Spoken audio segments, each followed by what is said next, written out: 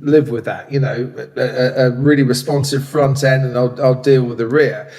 And he found a way to balance it, to make it suit what he can cope with and what he would like as a driver. And Red Bull responded, positively towards him. Now that Laurent Mekies is in charge, they have a man with an engineering background as their team principal, who probably better understands the engineering demands of what his drivers are telling him than Christian Horner did, who was a racing driver in his career. And I think that Mekies-Verstappen partnership took a huge step forward as well. And the team principal kind of went into bat with the engineers and said, look, I know your simulations say one thing, but I think we can make this work with what Max is saying, so let's give it a go. And to me, there was a lot of hope for Red Bull for the future out of this, and the future this season too. And that, maybe Max now has, not that he didn't have faith beforehand, but a lot of faith in Laurent Mekies, that he's a team principal that will listen to what he's saying. And he's been very critical of this car. 12 months ago, this was a monster of a car, and not in a good way. Scary closet monster that's going to keep you up in the middle of the night. But, together they might now forge a very good partnership for Red Bull, where Max feels he's being listened to, and we might see a little bit more of this. And isn't that great for the rest of this season as well? We got a title battle. Max is probably out of that title battle. He's just under 4 wins behind, but he might be able to get in amongst the McLaren drivers and really cause problems for the papaya rules, or the Lando Oscar dominance. We'll see at tracks that are more suited to the McLaren car. But I think this is absolutely fascinating going forward now. Careful, because Monza is such an outlier in terms of car wing setup, car setup. So we can't read too much into the performance of that now for going forward for these other tracks. But nevertheless, what I also heard that Laurent, being an engineer, actually had an impact now on this decision that Max was able to make, because he was as the most senior person in the room with the engineering competence, was seeing this dynamic of the engineers seeing their simulation number and Max wanting to go a different route, and in the end called the shot and said, let's go with Max's feeling out there, and gave him the freedom, to go down his route, which proved to be right. So it was an example of where Laurent really had a first really big impact on actual performance and winning a race together as a team.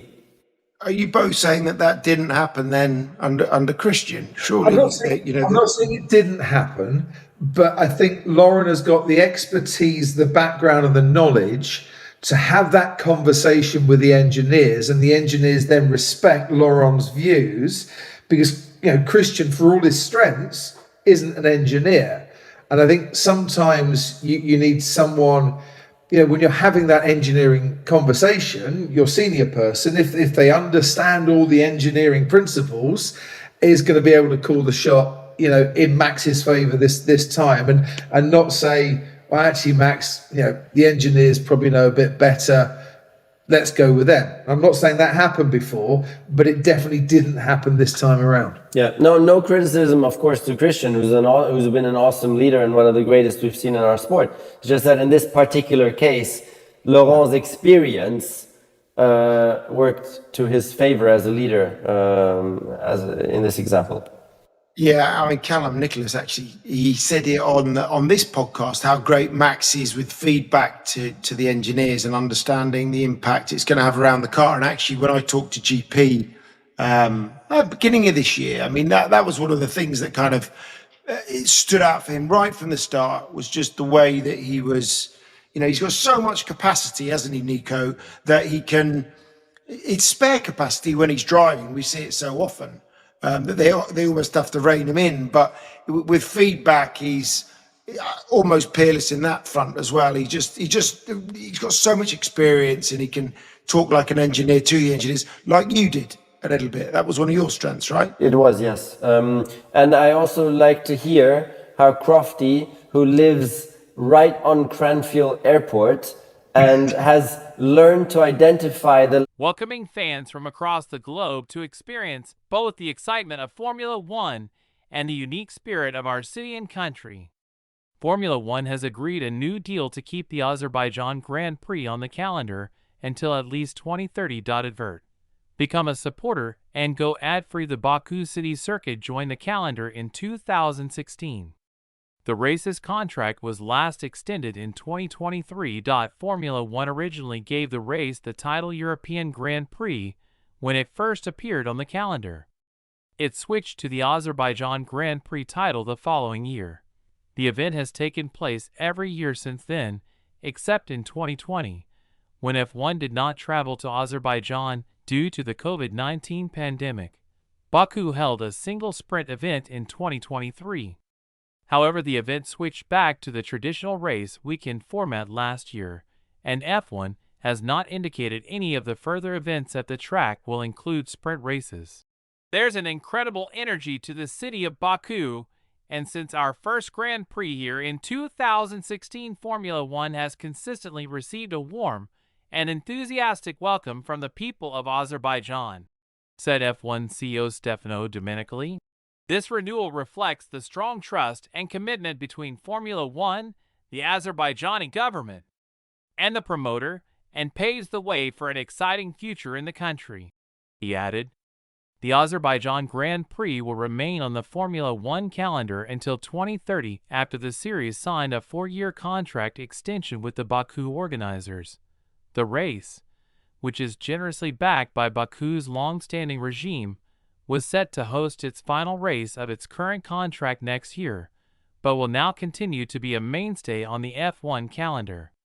F1 CEO and President Stefano Domenicali said, there's an incredible energy to the city of Baku, and since our first Grand Prix here in 2016, Formula One has consistently received a warm and enthusiastic welcome from the people of Azerbaijan. The circuit is unique, with technical sections and long straights that run through the stunning shoreline and historic Old Town, delivering an eventful and entertaining race every year. This renewal reflects the strong trust and commitment between Formula One, the Azerbaijani government, and the promoter, and paves the way for an exciting future in the country. I would like to thank President Ilham Aliyev and Minister Gayabov for their continued investment and commitment to evolving the event, Anur Alakbarov, and the Azerbaijan Automobile Federation for championing Formula One in the country, and the team at Baku City Circuit for their year-round efforts in delivering an exceptional experience for our fans, drivers, and teams. The Baku Street Circuit race celebrates its 10th anniversary this year, initially joining the F1 calendar as the European Grand Prix in 2016. Subsequently, it ran as the Azerbaijan Grand Prix ever since, only missing out in 2020 at the height of the COVID-19 pandemic. The race takes place on a 6-km street circuit dominated by long straights and 90-degree corners, with a narrow castle section snaking around Baku's UNESCO-listed Old City before turning back for a flat-out blast along the Caspian seafront. Underlining its status as an anomaly on the F1 calendar, former Red Bull driver Sergio Perez is the only repeat winner since the circuit joined the calendar in 2016, while Ferrari's Charles Leclerc has yet to win the race despite snaring 4 consecutive pole positions. Keeping Baku on the F1 calendar could be good news for organizers hoping to revive Istanbul Park's Turkish Grand Prix, as it opens logistical possibilities for what is currently an awkward standalone weekend bridging the European season and the following round.